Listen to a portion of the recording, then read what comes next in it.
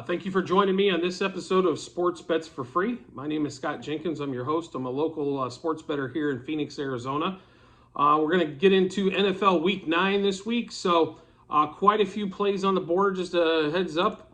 So this is probably going to be fast and furious, so to speak. A lot of lines came out this morning as we're recording this on Saturday, the day before the NFL. So a lot of props did come out this morning, so we'll get into probably bouncing around the board a little bit as injuries are definitely playing a huge decision or huge portion of all these NFL player props and things of that nature. Of course, we Sunday or Thursday's game of Eagles and Texans did surprise about everybody.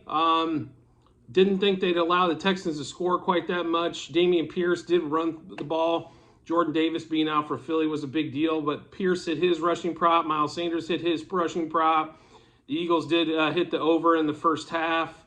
So we made a couple bad decisions maybe on the Texans' tight ends as their top two wideouts were out. But, overall, though, a positive Thursday for a change. So we'll get into what we're looking at for Sunday and Monday. There might be a few things added tomorrow as some things drop totals, so just to kind of give you a heads up on that. But we'll get started. Dolphins, we like the totals over in quite a few areas. So we're going to like over 8.5 the first quarter for a 3-unit play. We got over 22.5 first half for a 6-unit play, and over 44.5 total for the game. I do think this game's probably going to land right around the 50 ballpark. So Justin Fields has been putting up quite a bit of points as well lately. He's fantasy value-wise, he's been extremely high over the last couple weeks. So we think this number of 44.5 is pretty low, almost a touchdown low from where we're kind of looking. So even at 45, 46, you should be in pretty good shape. Just make sure you take a look at the first quarter and first half as well on that one. So the Lions team total, we did take over 23.5 in the Lions game going against the Packers. I know that Lions went down to 22.5 and love it at 22.5. It means 24 looks like a big winner for sure on that one. So we did take the Lions over team total 23.5. Chargers, we got over 2.5 total team touchdowns for a 4-unit play in their game against Atlanta. I think it's a 24-21 game, somewhere right around there. Should be pretty close to that. So, or maybe 27-24. We do like Atlanta in that game, but we do think the Chargers are going to score. AJ Terrell's still out. Even though they don't have their top two wideouts, that doesn't seem to bother the Chargers as much. So we do like over 2.5 touchdowns. We do like the Chiefs in Sunday night's game. We're going to actually like them quite a bit. We still don't know if Tannehill's going to play. He did make the trip, so it's going to be game time decision. So we wanted to snag as much Chiefs action as we could, especially if Tannehill's not going to play. We definitely think this could be a 31-7 game. So Chiefs over 3.5 touchdowns for a 5-unit play. Also over the team total of 29.5. We'd like them to cover as well. We don't know about maybe the total of the game. Like I said, just due to the fact that we're not sure where Tennessee's going to land. But Chiefs over 29.5 team total for a 5-unit play.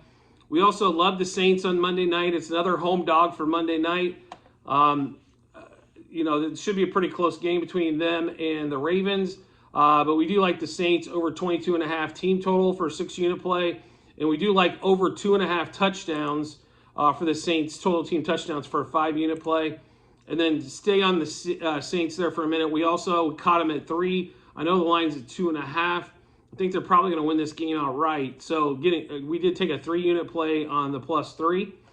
Seahawks-Cardinals game. We like a lot of things in this one. Early in the week, we wanted to catch the Seahawks with as much points as possible. We thought the line might move, but we did take +1 in the first quarter for a 5-unit play, +1 in the first half for a 3-unit play, and then +2 for the game for a 3-unit play as well for the Seahawks. And then Raheem Mostert for the Dolphins in that same Dolphins-Bears game. We like the over rushing yards. We did get it at 63.5. Looks like it moved the other way, so you might be able to get it at 61.5. I saw some at 64.5. So something, just make sure where you're at on those. Get the best possible line you can. but for a 3-unit play.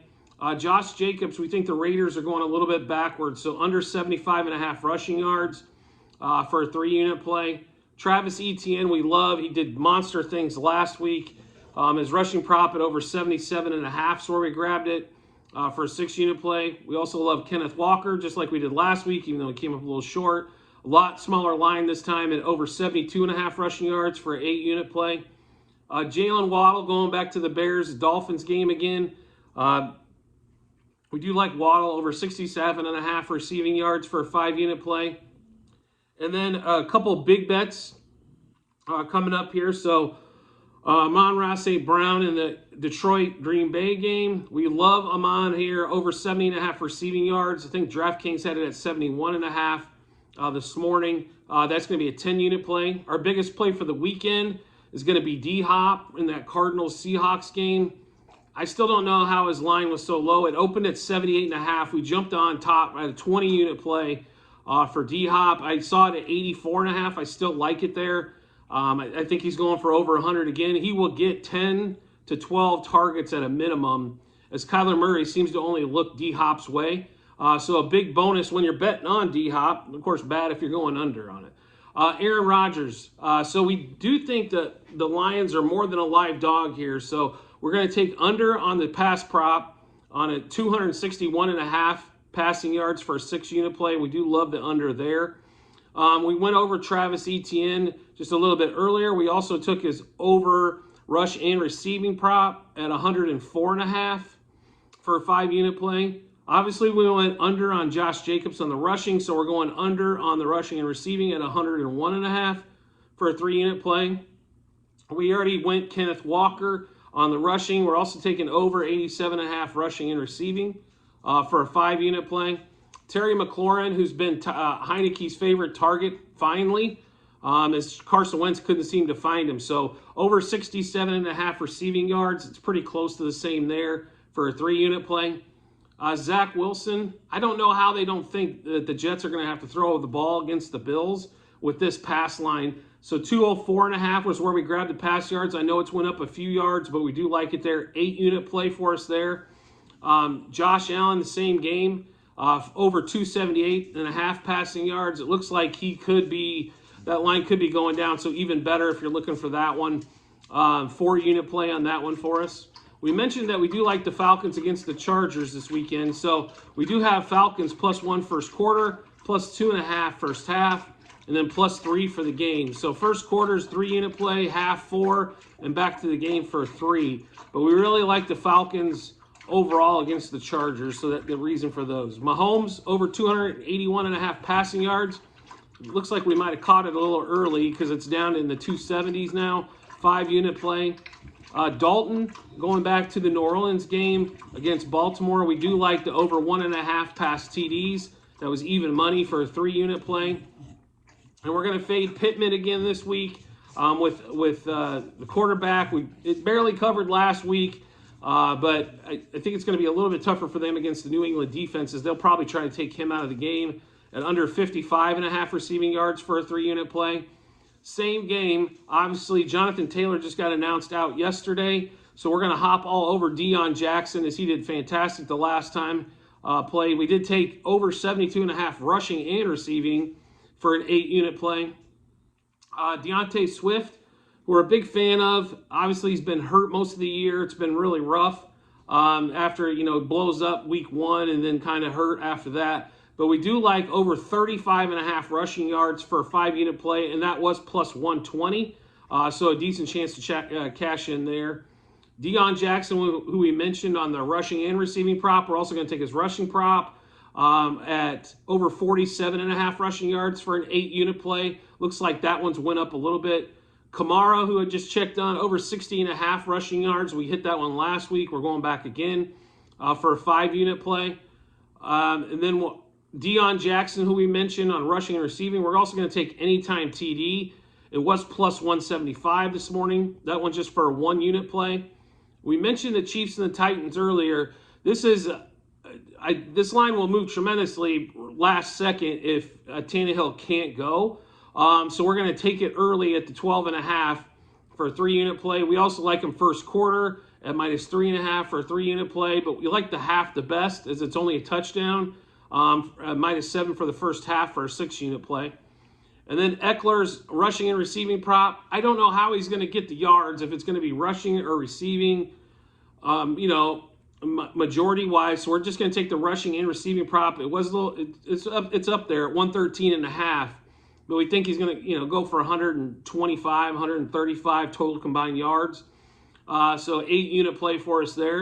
And then we love D'Onta Foreman as well. Chuba Hubbard's out with the Panthers. So we do think D'Onta Foreman's going to get a big, he's going to get basically all the carries, if almost all. So we over 81.5 rushing and receiving. We think he'll get there with just the rushing. So if he gets a catch, that's bonus for us on that one. And then Ramondre Stevenson also came out. This line has moved up a bunch. We grabbed it at 95.5. I know it's over 100 now for rushing and receiving for a 5-unit play. And then we went back to D'Onta Foreman, over 69.5 rushing yards for a 9-unit play. In that New England game, we do like Jacoby Myers. He's paid off the last few weeks. Over 56.5 receiving yards for a 7-unit play. Going back to the Chiefs-Titans game, Juju's crushed this number over the last few weeks. Over 54.5 receiving yards for a 5-unit play. Justin Herbert, I think they're going to throw the ball quite a bit against the Falcons. Over 1.5 pass TDs. Again, extremely heavy juice. I'm surprised they don't move him to the 2.5, but probably can't get the action there. So over 1.5 pass TDs at minus 185 for a 5-unit play. The Dolphins-Bears game, which we took all the overs. We're also taking the Dolphins over team total at 24.5.